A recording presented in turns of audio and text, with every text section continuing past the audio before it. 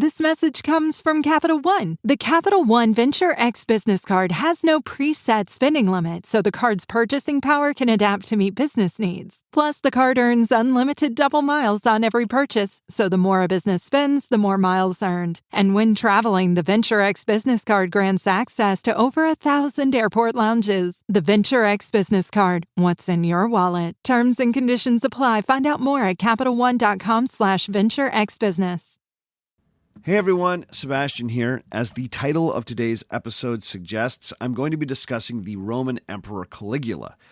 If you're going to talk about the life of Caligula, then you also have to explore some pretty dark subject matter, including sexual violence of all sorts. So, if you do not want to hear that, or you are listening with younger people, be advised. Thanks so much, and enjoy the show.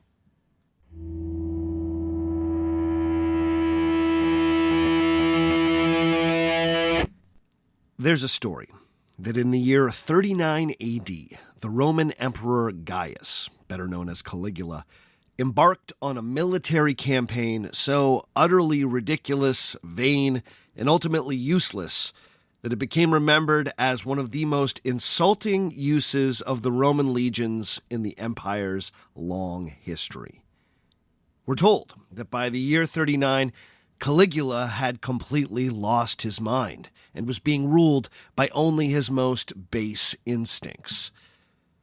But despite the emperor's alleged insanity, he still had a keen sense of his own legacy. In Roman society, there was no glory greater than military glory, and the young emperor was the first person to ascend to his position without having first padded his resume with prestigious commands and battlefield victories. Caligula may have been the son of Germanicus, who a generation earlier had been celebrated as one of Rome's finest generals. But by the age of 26, Caligula had yet to personally command soldiers in the field. So now, in the year 39, he sought to remedy that. Now, if we're to believe the ancient literary sources, the campaign of year 39 amounted to little more than a cruel joke on the dignity of the legions. Suetonius, the ancient Roman historian most hostile to Caligula, tells us that while the young emperor had hoped to imitate his late father Germanicus and score some impressive victories against the tribes on the far side of the Rhine, he quickly proved too cowardly and incompetent to do anything of substance. And so, the campaign devolved into a kind of absurd theater.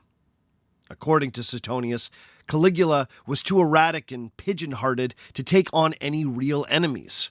So, he faked it.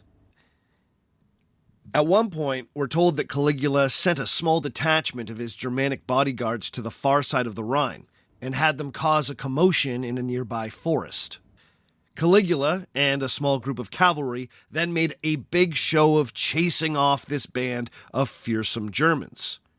The emperor then returned to camp with branches cut from the trees of the forest to serve as makeshift trophies of his great victory.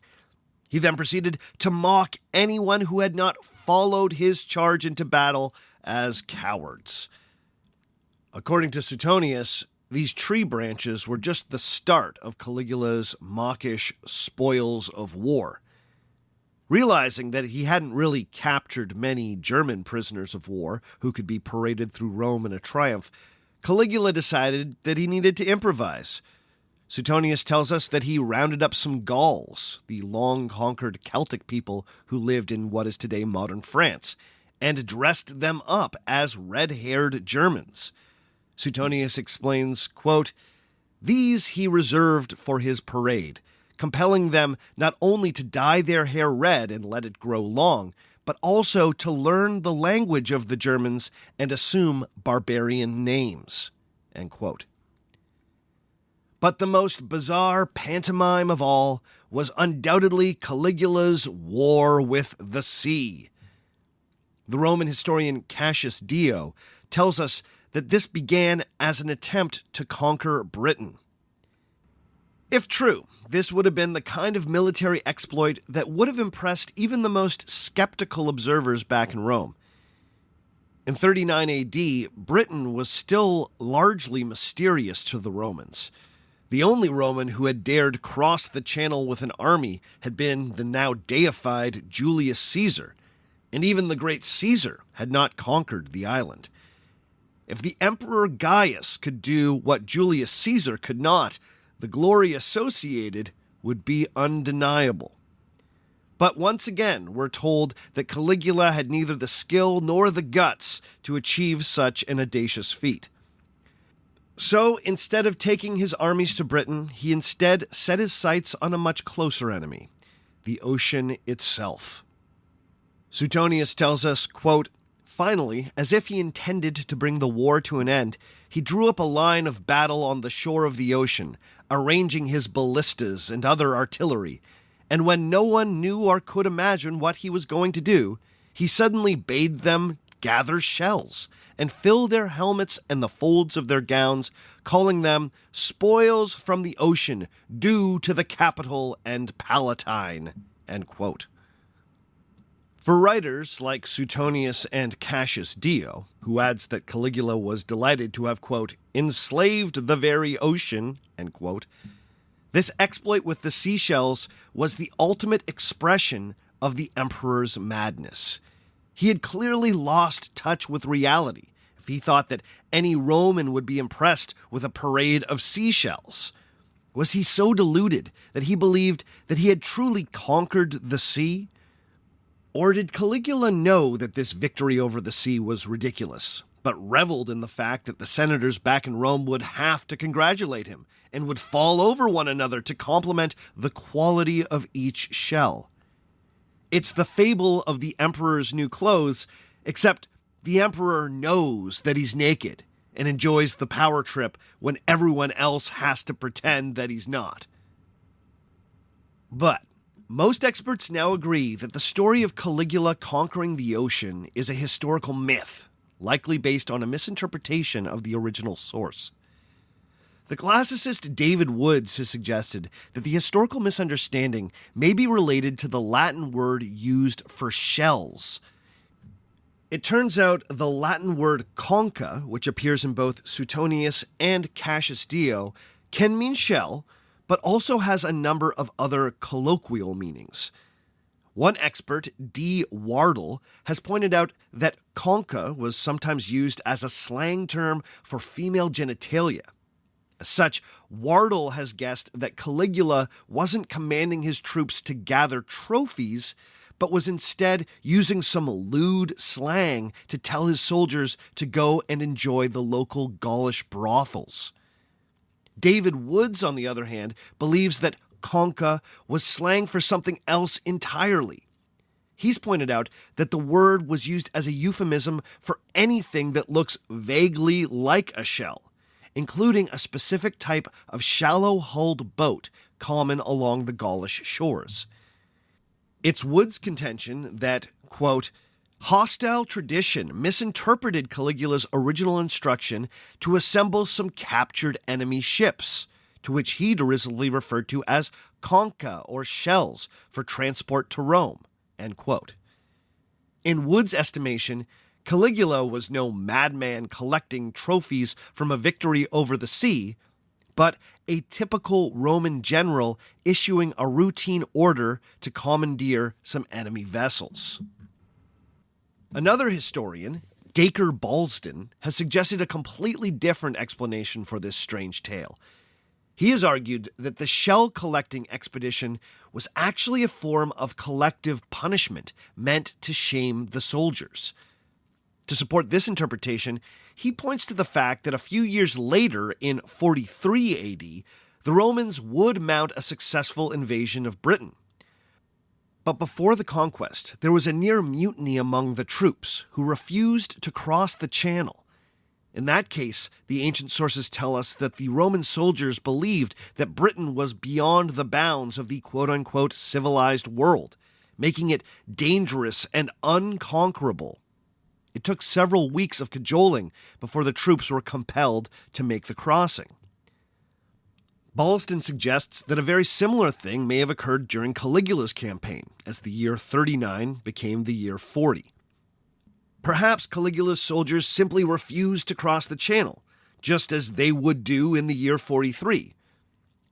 Lining the soldiers up at the seashore and making them collect shells may have been meant to rub the soldiers' noses in what was perceived as cowardice. The historian Alois Winterling, who's been one of my key sources for this whole series, personally agrees with Balston. He thinks that there may have been a mutiny. Winterling points out that Suetonius tells a story about Caligula wanting to punish his army through the ancient practice of decimation. And for those that don't know, decimation is a particularly brutal tradition. How it worked was the army would be divided into small groups of 10 soldiers. Then each group would be commanded to kill one of their members. The legion would literally reduce itself by 10%, with the soldiers forced to kill their own comrades.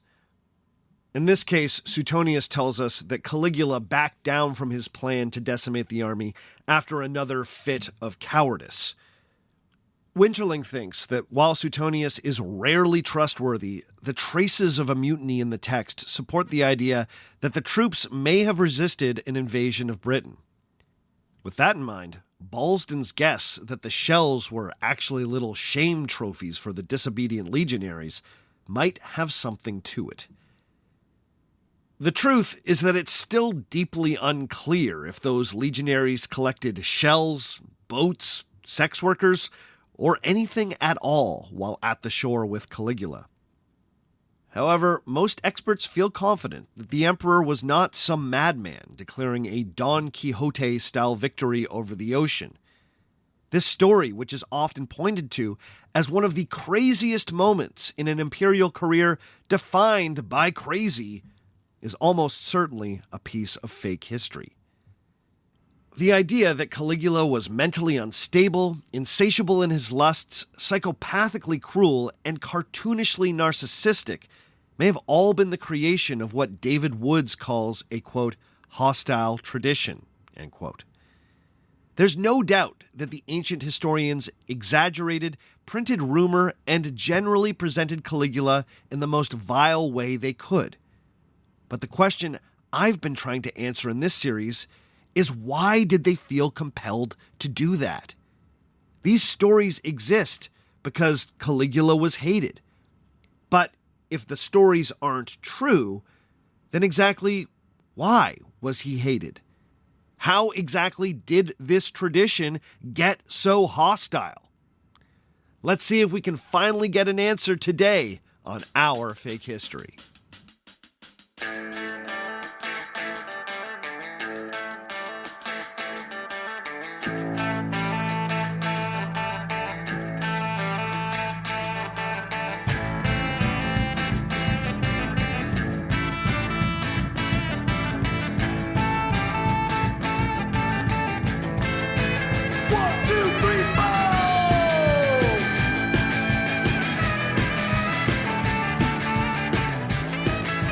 Episode number 197, How Bad Was Caligula? Part 3. Hello and welcome to Our Fake History. My name is Sebastian Major, and this is the podcast where we explore historical myths and try to determine what's fact, what's fiction, and what is such a good story that it simply must be told. As always, I'd like to remind everyone that an ad-free version of this podcast is available through Patreon. Just go to patreon.com and start supporting at $5 or more every month to get access to an ad-free feed and a long list of patrons-only extra shows.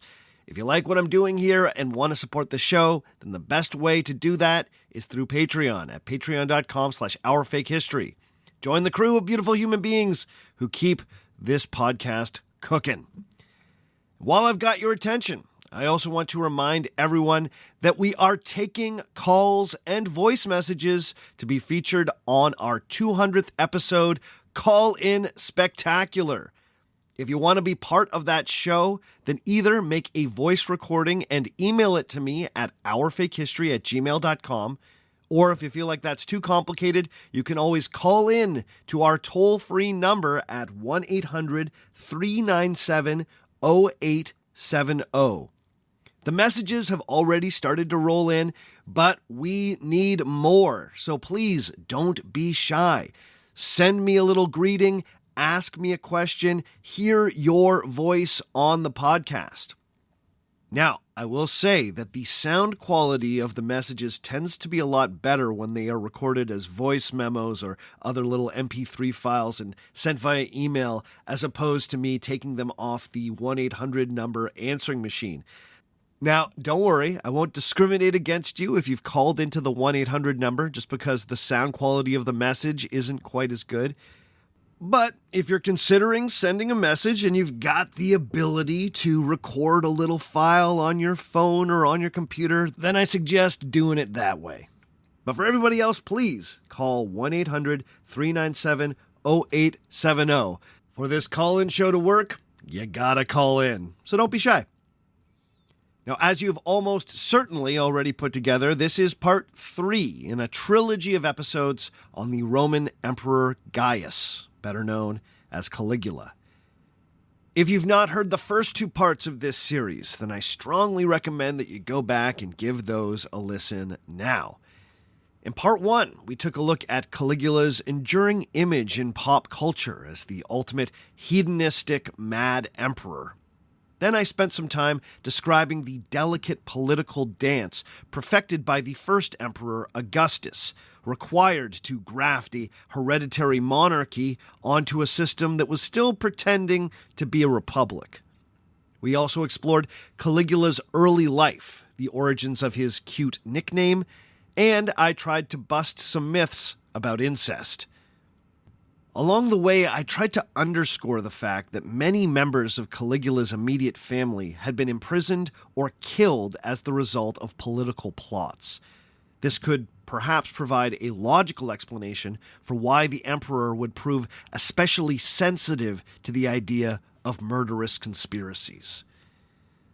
In part 2, we looked at Caligula's ascension to the emperorship and the suspicious stories surrounding the death of the former emperor Tiberius. We traced the many successes of Caligula's early reign and then tried to put our finger on the turning point, when Caligula went from the beloved reprieve from the dour and reclusive Tiberius to the hated tyrant who inspired some of the most vitriolic writing to come out of our ancient sources. I spent some time looking at the idea that an illness experienced by the emperor around 7 months into his reign caused some form of brain damage that might account for the violent, hypersexual, and at times absurd behavior documented by our sources after that point. However, I found myself unconvinced by that particular theory. Instead, I gravitated towards the interpretation put forward by the German historian Alois Winterling, who argues that the true turning point was a foiled plot against the emperor in the early part of the year 39.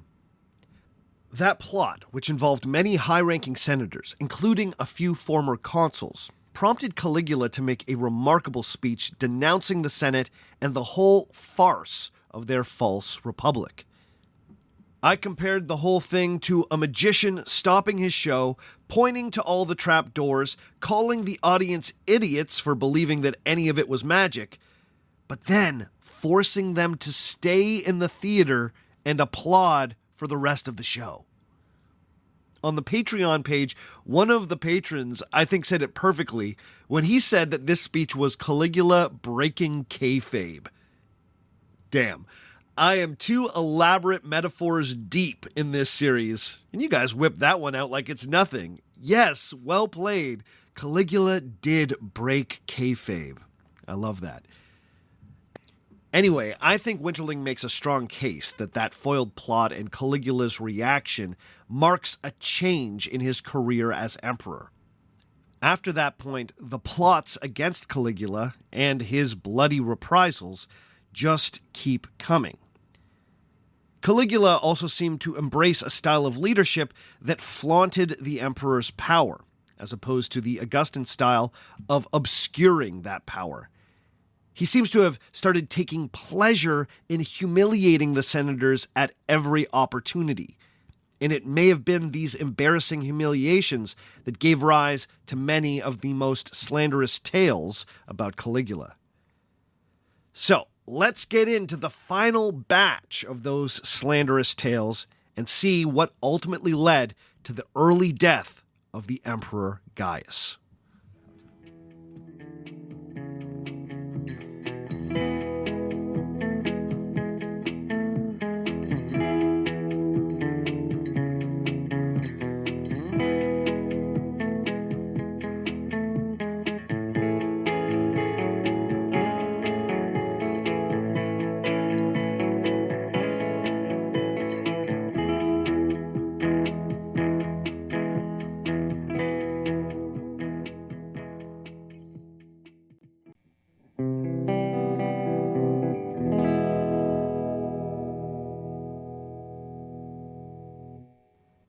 Most modern experts are skeptical of the idea that Caligula was mentally ill.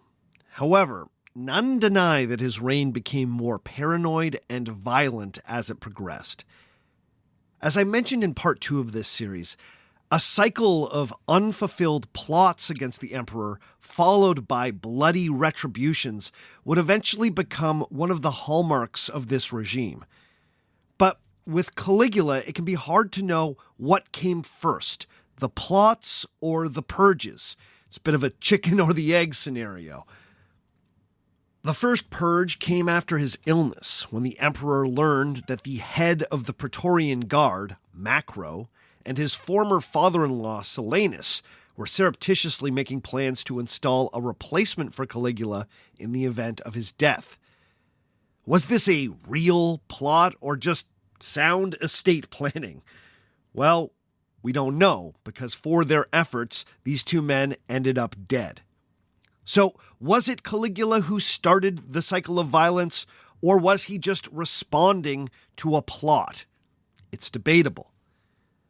A more extensive round of executions occurred after the plot of early 39 was uncovered. Now, did Caligula inspire that conspiracy by his ruthless treatment of Macro and Silanus? Once again, it's hard to know, because the sources don't tell us much about the motives of those particular conspirators. Now, it's arguable that after that purge, another plot was almost inevitable, as the senators no longer felt safe. You could also argue that plots against the emperor had become a type of politics at this point in the Julio-Claudian dynasty. When Tiberius became inaccessible and unwilling to engage with the Roman aristocracy the way Augustus had, secret conspiracies became one of the few ways for these formally powerful Romans to assert themselves. Now, this is just a pet theory I have, so feel free to take this or leave this. But it seems to me like after Tiberius, secret conspiracies became such a routine part of imperial politics that they were almost inevitable. Based on my reading, it didn't seem to matter how good or bad the emperor actually was. No matter what, the plots just kept coming. Take, for example, the Emperor Claudius, Caligula's successor.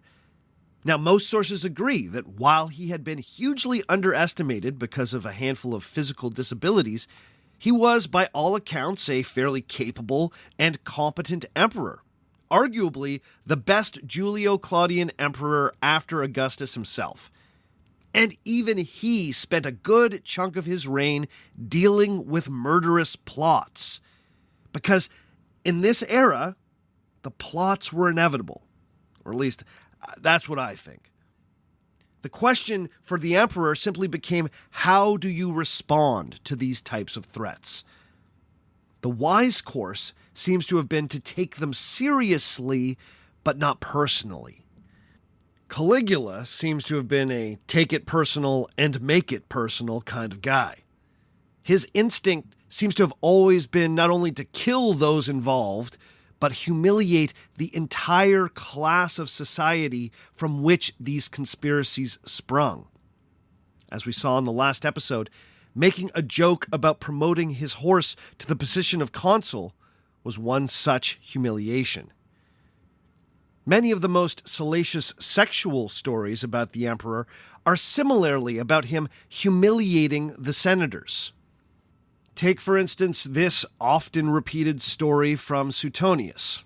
The historian tells us, quote, Caligula respected neither his own chastity nor that of anyone else. There was scarcely any woman of rank whom he did not approach. These, as a rule, he invited to dinner with their husbands, and as they passed by the foot of his couch, he would inspect them critically and deliberately, as if buying slaves, even putting out his hand and lifting up the face of anyone who looked down in modesty. Then, as often as the fancy took him, he would leave the room, sending for the one who pleased him best, and returning soon afterwards with evident signs of what had occurred, he would openly commend or criticize his partner, recounting her charms or defects and commenting on her conduct. End quote. According to Suetonius, this was a sadistic exercise in pure power, as much as it was an expression of sexual appetite. Now, once again, many modern experts like Winterling and Garrett Fagan think that we should distrust this story, as it fits very closely with a repeated trope in the histories of bad emperors. They're always presented as sexually immoral. However, the germ of the story that might be true is that Caligula took pleasure in reminding upper-crust Romans that he had all the power. Over time, the rumor mill may have turned that nugget of truth into a sexually explicit tale of the emperor literally and publicly cuckolding the powerful. Now, with that said, there are some stories about Caligula that the experts believe probably are true. To borrow a phrase from heavy metal, these could be described as vulgar displays of power. These usually took place after a conspiracy was unearthed. Late in the year 39 AD, Caligula was alerted to yet another vast conspiracy that sought to have him murdered. This particular plot has gone down as the so-called Great Conspiracy, and it seemed likely to succeed, considering that it involved senators, rebellious military commanders, Caligula's close friends, and, most shocking of all, Caligula's own sisters, Agrippina and Livilla. The involvement of his sisters must have been especially destabilizing for the emperor, given that all our sources agree that they had been Gaius's closest confidants ever since he was a child. When this conspiracy failed, the aristocratic bloodbath was massive. Interestingly, though, Caligula didn't have the heart to kill his own sisters. While everyone else implicated in the Great Conspiracy met a bloody end, the sisters were merely banished to prison islands. This tiny bit of mercy that he had in his heart for his sisters may be another shred of evidence that he wasn't entirely insane. But the real vulgar display of power occurred just a few months later, when a third conspiracy against the emperor was revealed. This time, one of the key conspirators was a senator named Scribonius Proculus. According to the Roman historian Cassius Dio, at a meeting of the Senate where the senators were on tenterhooks awaiting the retribution of Caligula, one of the emperor's chief secretaries, a man named Protegenes, entered the house. He was customarily greeted by the senators, but when Scribonius saluted him, Dio tells us, quote, he darted a sinister glance at Scribonius Proculus and said, "Do you too greet me when you hate the emperor so?" On hearing this, all who were present surrounded their fellow senator and tore him to pieces. End quote.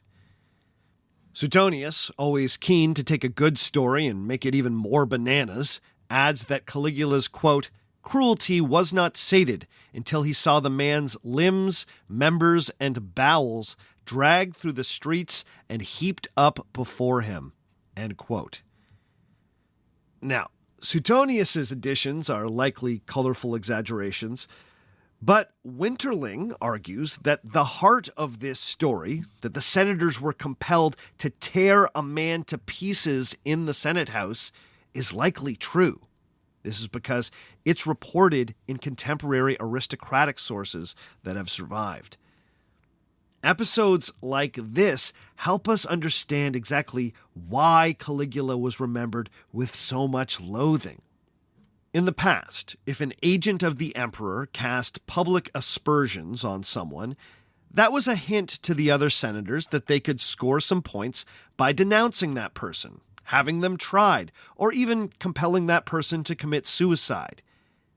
By the third year of Caligula's reign, this process had been boiled down to its most violent and horrifying essence. Caligula's revenge on the senators for all their various plots was debasing them and turning them into beasts. That's why they hated him. That hatred would find its way into the histories written by upper crust Romans who empathized with those senators. Now, you could argue that after that third plot, the regime had become unsustainable. Caligula was now constantly paranoid that he was surrounded by enemies. His paranoia, of course, rubbed off on the senators and other individuals close to the emperor, as they feared that his suspicion might fall on them next. This death spiral of a relationship between the emperor and the aristocracy was, by the year 40, inescapable. It didn't help that Caligula seemed to have a caustic and cruel sense of humor. This was eventually spun into many tales of vicious cruelty. Suetonius has many stories of Romans of all classes being hauled in front of the emperor and tortured for no other reason than Caligula's sick pleasure. Now, once again, most experts don't believe that those tales are true. However, they do give credence to stories that are less violent but still embarrassing for the aristocracy. For instance, Winterling believes that there may be some truth to stories that Caligula abolished reserved seats for senators at public events. This way, the senators would have to race the general public to get the good seats that they had previously been entitled to. There's also a story that Caligula gave away vouchers to the public so they might sit in seats that were usually reserved for the equestrians, a class of Romans just below the senatorial class in the social hierarchy. Winterling thinks that this type of humiliation fits with what we know about Caligula's sense of humor and general disdain for aristocratic pretensions. So, I think we're getting close to the root of the hatred for Caligula. In the second half of his reign, Rome became a very paranoid place, especially if you were from the upper crust. The emperor openly suspected every member of the senatorial class of being a potential conspirator, which ironically frightened many senators into becoming real conspirators. The emperor's cruel jokes at the expense of aristocratic dignity only salted the wound. The other piece of the puzzle was Caligula's growing embrace of self-aggrandizing spectacles and a willingness to practice a style of rule that was more reminiscent of Eastern kings, including presenting himself as a living god. But let's take a quick break, and when we return, we'll look at the final chapter of Caligula's short reign.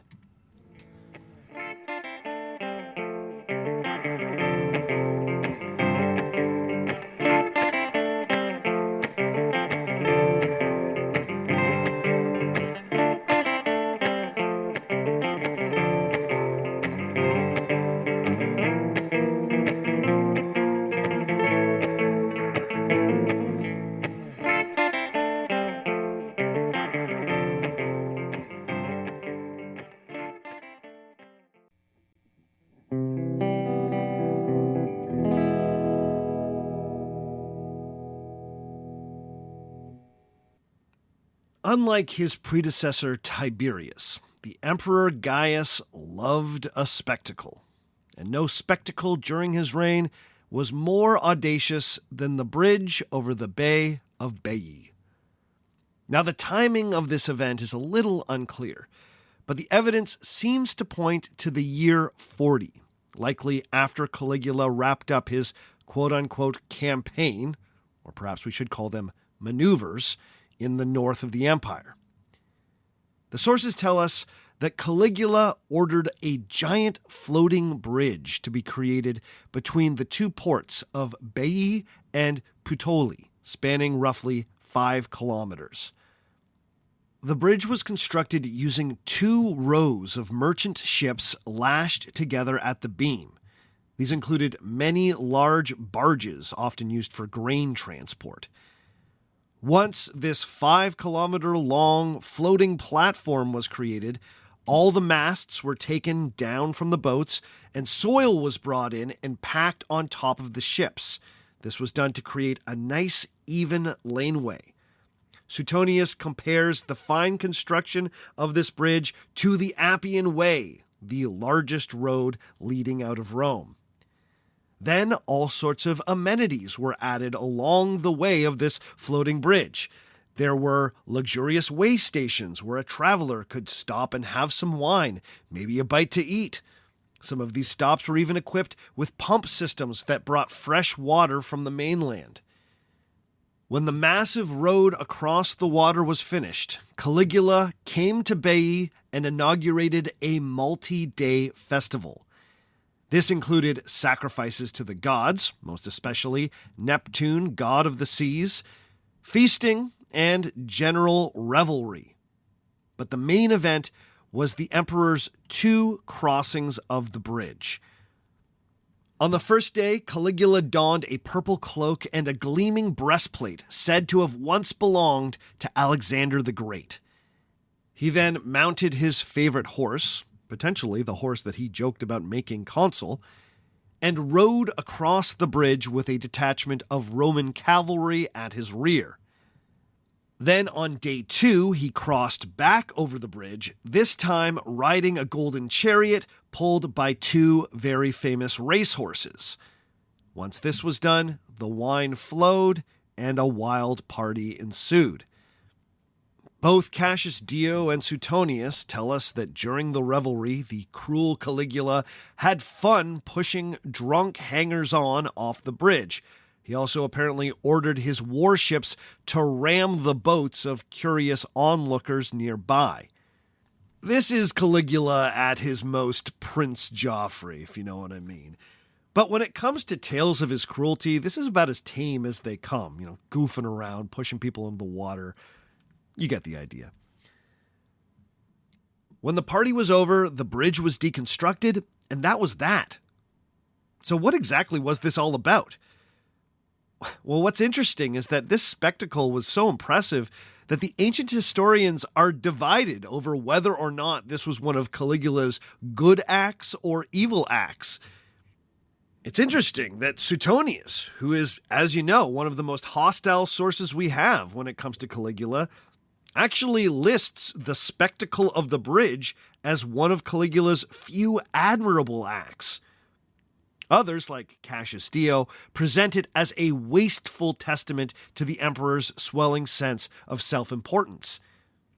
For generations, many historians followed Cassius Dio's lead and presented the bridge story as yet another example of Caligula's mania. A bridge to nowhere so a madman can fulfill his lunatic dream of riding a horse across the sea. But once again, I'll turn to Alois Winterling to give us a different perspective on this.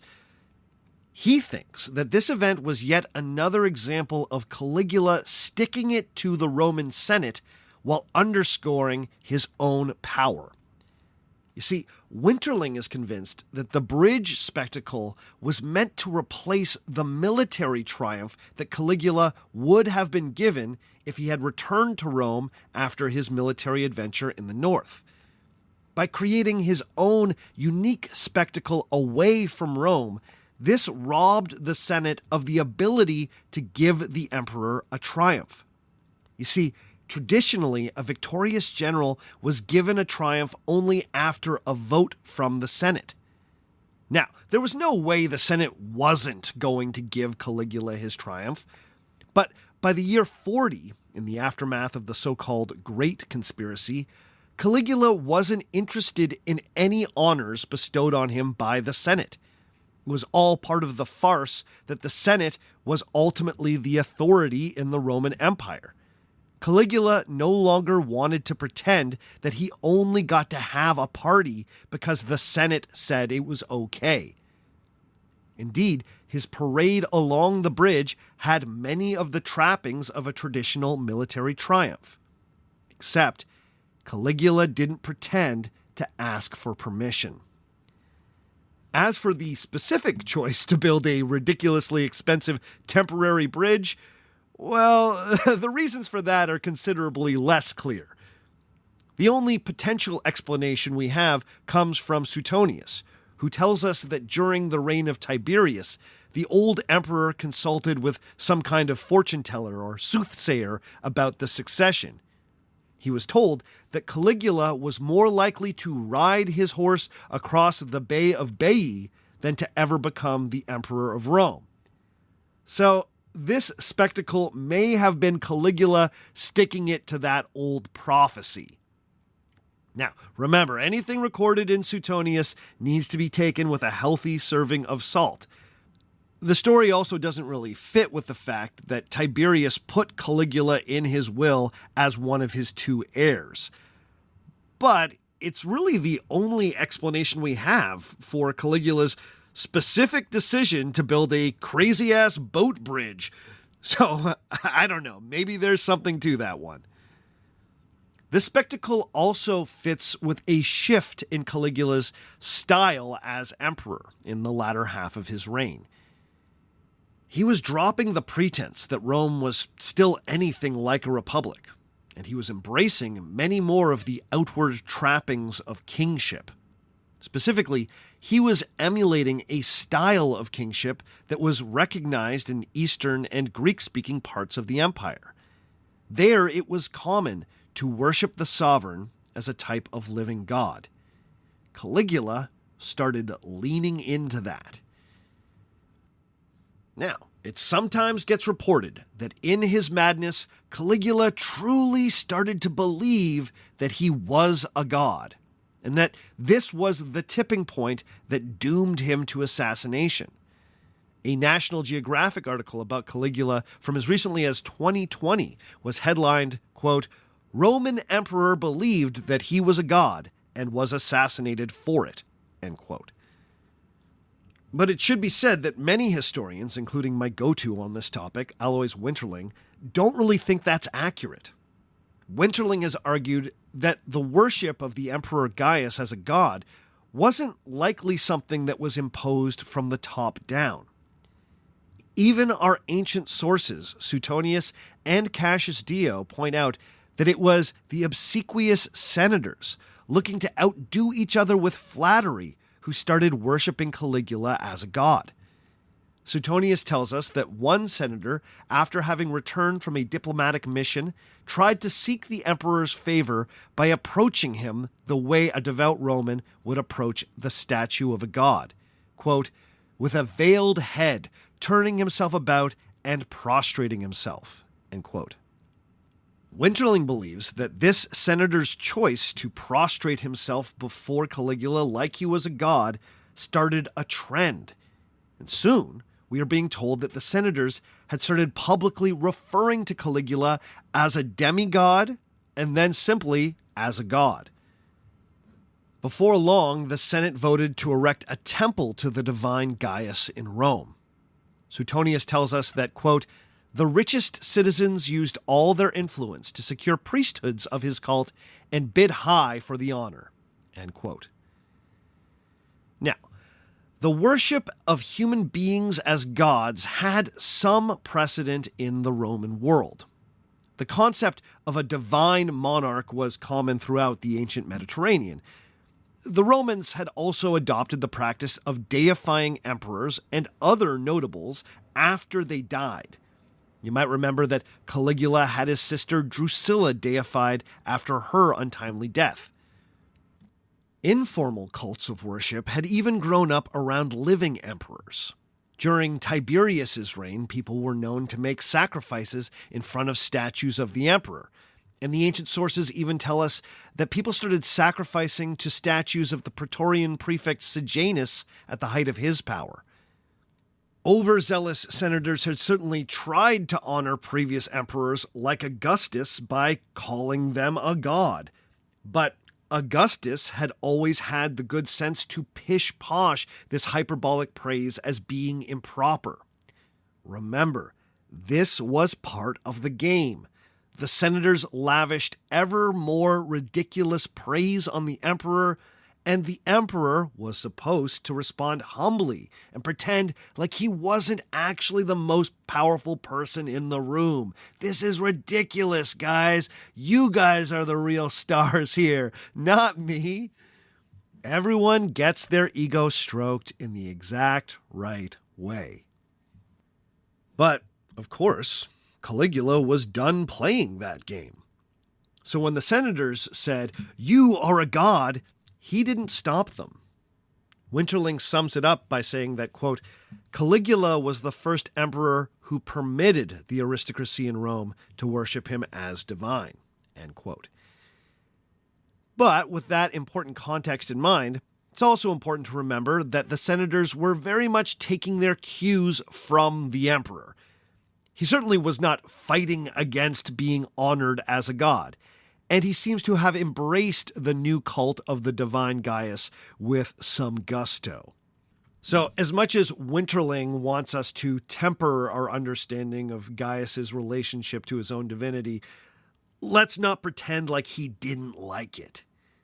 To this end, Caligula nearly touched off some serious unrest in Judea when he ordered his governor there to install an image of his divine person in the Jewish temple in Jerusalem. This was, of course, the famed Second Temple, the western wall of which continues to be one of the most holy sites in Judaism. Now, if you know anything about the history of the temple in Jerusalem, then you know that Jews considered pagan imagery inside the temple to not just be an insult, but a sacrilege and an abomination. The famous Revolt of the Maccabees, which is still celebrated yearly during Hanukkah, was touched off when an earlier Hellenic king attempted to bring an image of Zeus into the temple. Messing with the temple was, historically, a bad idea. Now, the image of Caligula was never actually installed, thanks partially to the delaying of a governor who knew just how incendiary the act would be. The ancient Jewish historian Josephus also tells us that Caligula was convinced not to follow through with this by Herod Agrippa, a member of the Roman imperial court, and the man who would eventually become the final Jewish king of Judea. According to Josephus, Caligula had promised Herod Agrippa a favor after being served an especially delicious meal. So on this occasion, Herod was like, "Hey, I'm going to call in that favor you owe me. Please don't desecrate the holiest site in my religion." And Caligula was apparently like, "Okay, man, that meal was delicious, so I'll drop it."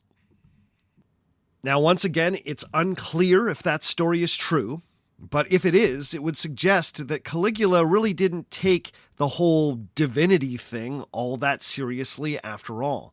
Sure, he enjoyed it, but he was always just one tasty meal away from shrugging the whole thing off.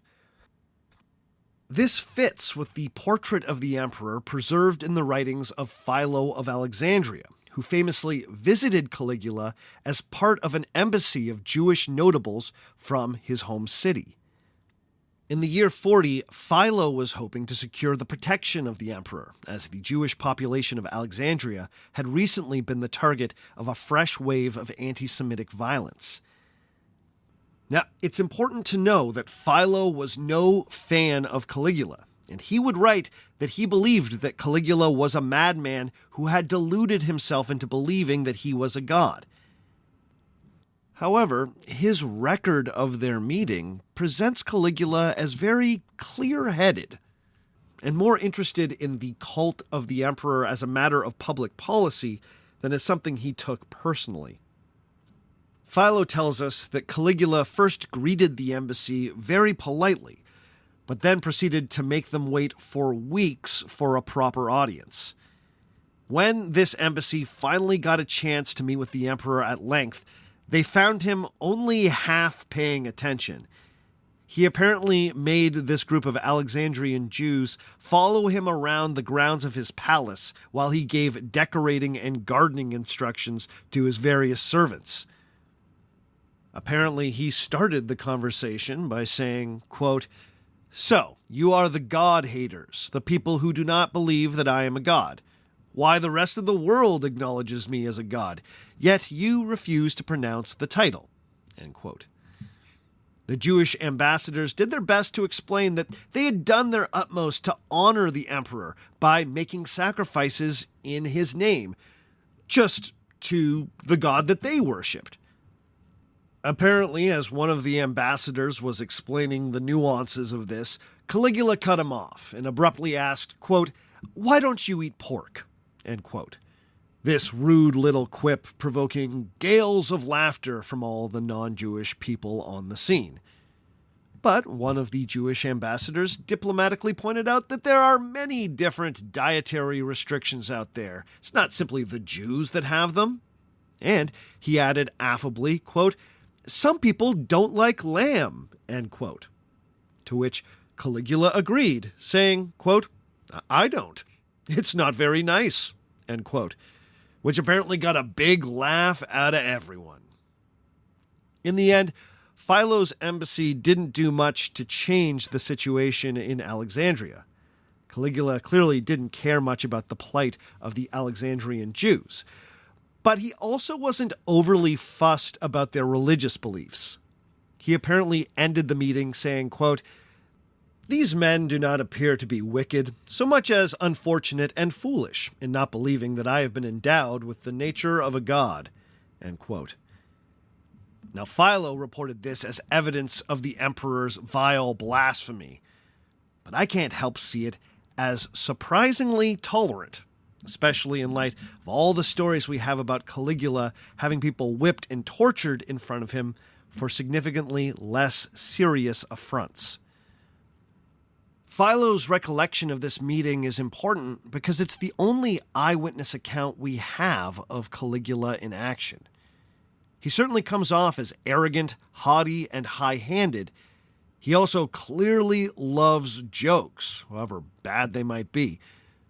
But most importantly, he does not come off as mentally unwell. He's not a madman in this story, just sort of the upper-class twit of the year, if you know the reference. Anyway, while most experts believe that Caligula's dabbling with being a living god was certainly novel and scandalous, it probably wasn't the cause of his assassination. As I've hopefully already demonstrated, by the year 41, the cycle of plots and bloody retributions had created an untenable situation for the Roman elite.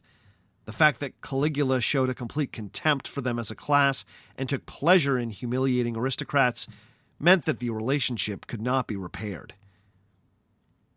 Our ancient sources also claim that this was paired with a sadistic taste for cruelty that was certainly exaggerated, but was probably rooted in the real details of Caligula's ruthless campaigns of revenge. In keeping with the analysis of Winterling and Garrett Fagan, we should perhaps be more skeptical of tales of cruelty that were not directed at the aristocracy.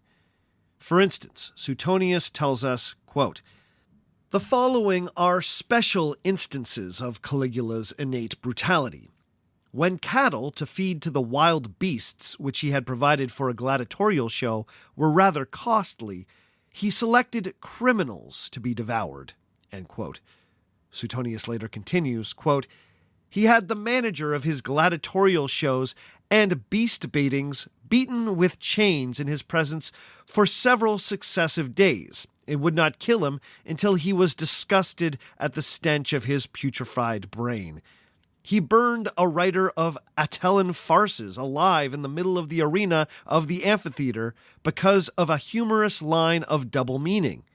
When a Roman knight, on being thrown to the wild beasts, loudly protested his innocence, he took him out, cut off his tongue, and put him back again. End quote.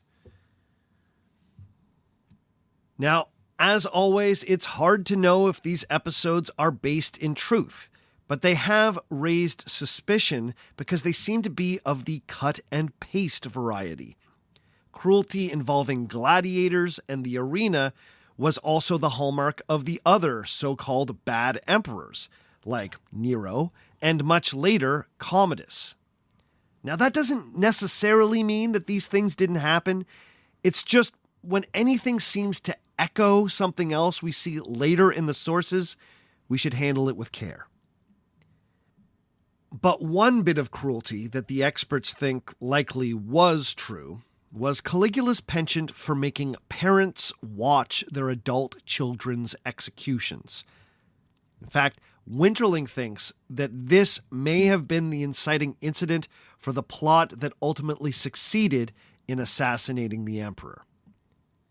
The ancient historian Cassius Dio tells us that one of the men implicated in the third failed conspiracy against Caligula was named Betulinus Bassus.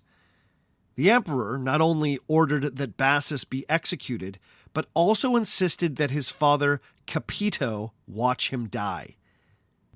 After the execution, Caligula then turned to Capito and threatened him with death. So, Capito started naming the names of conspirators to hopefully save his skin. Shockingly, Capito named all the most trusted members of Caligula's inner circle. These were high-ranking Praetorian guards, a few of Caligula's personal friends, and even the freeman secretaries who had become an important part of the emperor's entourage. Now, interestingly, Caligula didn't seem to take these denunciations seriously. These accusations were so outrageous that he clearly thought that Capito was lying, which he probably was. But Winterling argues that the succession of plots and reprisals had created a witch hunt atmosphere in Rome. Once a name had been named, it carried a stigma, no matter how baseless the accusation. The final plot was indeed hatched by those closest to the emperor, and this may have been because Capito had named them, and despite the emperor's assurances that he didn't suspect them of anything, they could no longer be sure if they were safe. So they acted. The one figure at the heart of the assassination was a Praetorian tribune named Cassius Chaerea. Now, one of our key sources for the assassination plot is the Jewish historian Josephus. He records that Chaerea was a quote-unquote noble idealist who had always been deeply committed to quote-unquote republican liberties.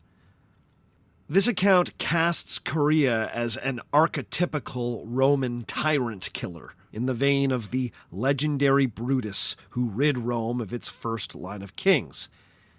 But Chaerea's involvement in the plot may have been more personal than idealistic. Both Cassius Dio and Josephus record that Chaerea harbored a personal hatred for the emperor because he often found himself as the butt of Caligula's cruel jokes. Apparently, Chaerea had a high voice, so Caligula constantly mocked his masculinity. The emperor would choose watchwords for the day that would be embarrassing for the tribune of the Praetorians to say. We're also told that Caligula would taunt Chaerea by making lewd hand gestures when the tribune had to kiss his rings.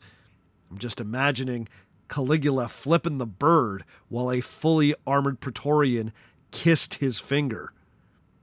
Again, we aren't sure about the veracity of this stuff, but it does fit with Philo's description of Caligula's love of a biting joke. In the case of Chaerea, this humiliation may have also served a purpose. Josephus tells us that Caligula, quote, employed Chorea in cases of murder or any others that required torture because he calculated that Chorea's performance would be more cruel since he would not want to be abused as a weakling, end quote. So if we trust Josephus, then Caligula bullied Chorea in order to make him a more vicious henchman. Now, all of this gives Chorea a motive, and his proximity to the emperor as a Praetorian made him an ideal assassin.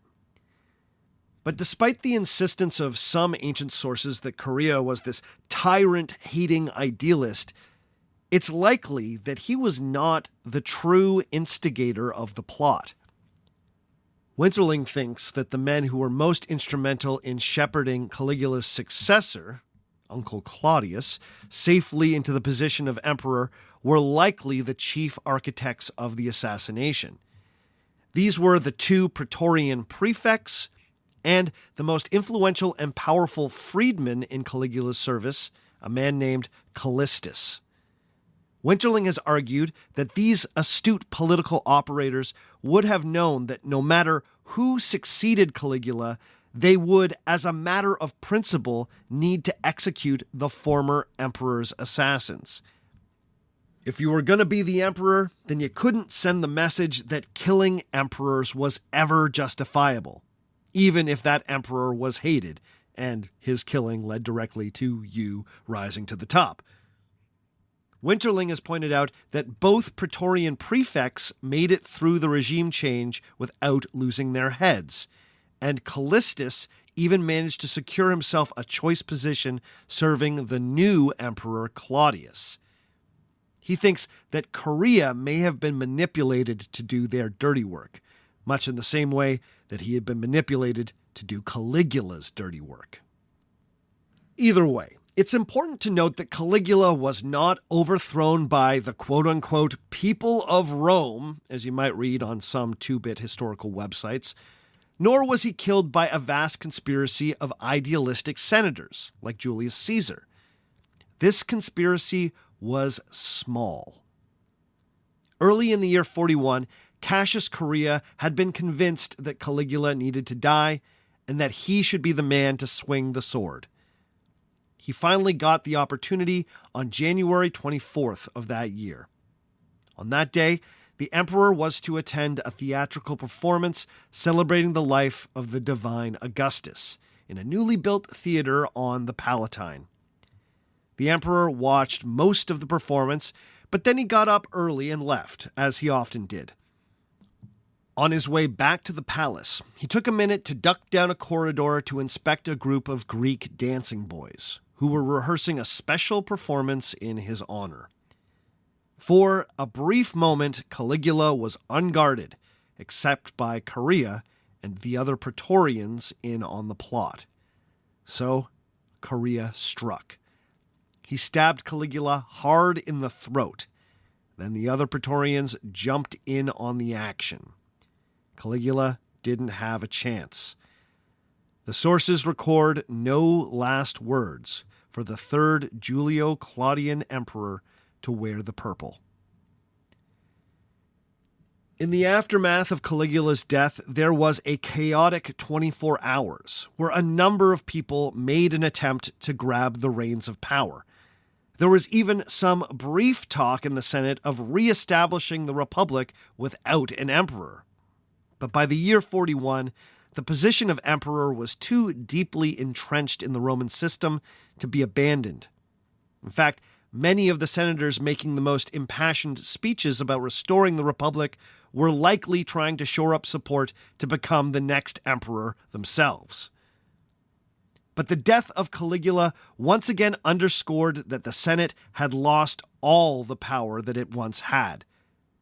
The Praetorian Guard ultimately decided who the next emperor was going to be, and their choice was old Uncle Claudius, the most unlikely of all the Julio-Claudians to ever wear the purple toga.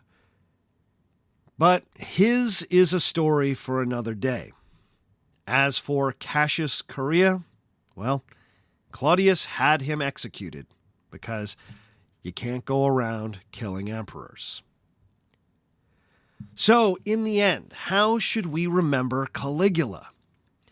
Well, I've spent this whole series arguing that he wasn't entirely the monster portrayed in the most uncharitable sources. The incest, the madness, and the sexual sadism were likely the products of the quote-unquote hostile tradition. Caligula was not the mad emperor we've been told about. But this is not to say that he was a good ruler or a decent human being. While we should perhaps disregard the more fanciful stories of arbitrary cruelty, I think it's safe to say that the Emperor Gaius was pitiless when it came to those who crossed him. After the conspiracies of the year 39, he became convinced that the entire Roman nobility were two-faced backstabbers, and so he used every opportunity he could to humiliate them. Was this petty? Well, perhaps not, considering that there were real murderous conspiracies forming against him all the time.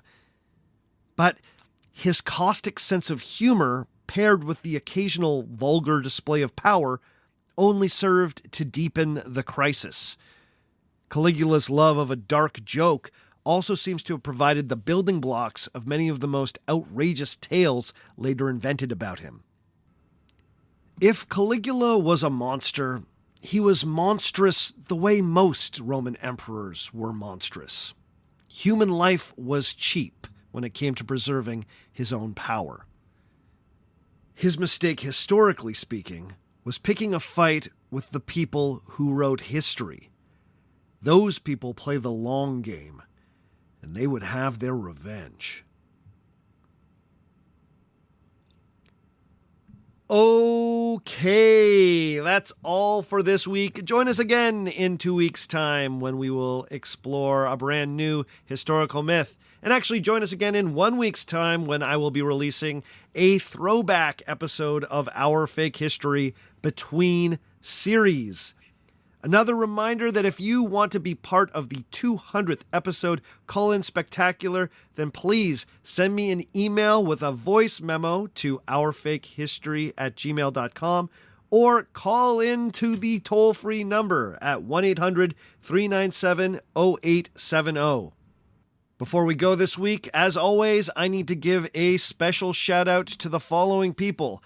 Big ups to Doug Risley, to Brent Anderson, to Cyril, to Timothy J. Griffiths, to Felix Tornblom, to Alec, to Brett Pinto, to Greg Giger, to Maria Moeller, to Liam Orlando, to Adam Baker, to Stephen Vincelet Smith, and to Coo Ranch. All of these people have decided to pledge at $5 or more every month on Patreon, so you know what that means. They are beautiful human beings. Thank you, thank you, thank you for all your support. To patrons, if you are curious where I'm at with the Merlin extra episode, I'm still researching, I'm still writing. Creating it while I'm creating the regular show is a slow process, but I promise you it's coming. I have not forgotten about it. And don't worry, you're going to get it. I promise. If in the meantime you want to reach out, please send me an email at ourfakehistory@gmail.com. Hit me up on Facebook, facebook.com/ourfakehistory. Find me on Twitter at ourfakehistory. Find me on Instagram at ourfakehistory. Find me on TikTok at ourfakehistory. And don't be afraid to check out the YouTube channel. Go to youtube.com, search for Our Fake History. Check out the digital shorts that I've got up there. If you were ever curious what my face looks like, my face is there. And my basement. You can also see what my basement looks like, if that's something that interests you. As always, the theme music for the show comes to us from Dirty Church. Check out more from Dirty Church at dirtychurch.bandcamp.com. And all the other music you heard on the show today was written and recorded by me. My name is Sebastian Major, and remember, just because it didn't happen doesn't mean it isn't real.